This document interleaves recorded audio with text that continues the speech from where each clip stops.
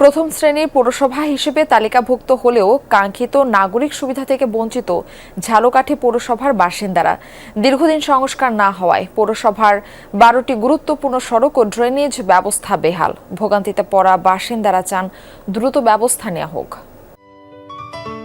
Ceylon টি রপ্তানিতে শীর্ষে।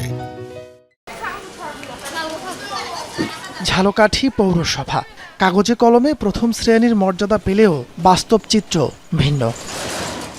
পৌরসভার বিভিন্ন সড়ক দীর্ঘদিন ধরে চলাচলের অনুপযোগী। খানাখন্দে ভরা এসব রাস্তায় প্রতিদিন ঝুঁকি নিয়ে চলাচল করছেন হাজারো মানুষ। দীর্ঘদিন সংস্কার না হওয়ায় পৌরসভার ড্রেনেজ ব্যবস্থা এখন প্রায় অকার্যকর। সামান্য বৃষ্টিতেই তৈরি হয় জলাবদ্ধতা। অপরিষ্কার খাল আর ড্রেনে জমে থাকা পানিতে বাড়ছে মশার উপদ্রব। প্রতিনিয়ত পানি জন্য অটো পড়ে যায়, রিক্সা চলতে পারে না, অনেকে হাইটে চলাচল করে। বর্ষা পড়লে পানি জমে যায়, গাড়ি চলতে অসুবিধা, রোগী নিয়ে যাতায়াত করা তো বহুত কষ্ট।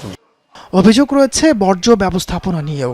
স্থায়ী কোনো ডাম্পিং স্টেশন না থাকায় শহরের বর্জ্য সরাসরি ফেলা হচ্ছে সুগন্ধা ও বাসন্ডা নদীতে। এতে দূষিত হচ্ছে নদীর পানি, বিপন্ন হচ্ছে জলজ প্রাণী।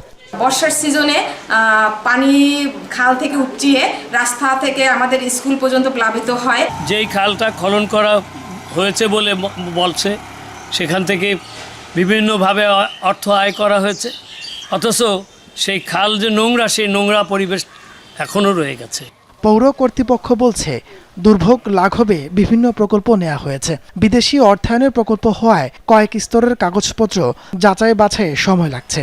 তিনটি সড়কটা আমাদের পুবালি সড়ক, আমাদের কাঠকুটি রোড, প্রত্যেকটা বিভিন্ন প্রকল্পে দেয়া আছে। বিভিন্ন স্তরে যাচাইয়ের জন্য তারা বেশ কয়েকবার আমাদের এসে সরেজমিনে দেখে গিয়েছে, মিটিং হয়েছে। এরপরে এইটার জন্য আমরা একটু আটকে আছি।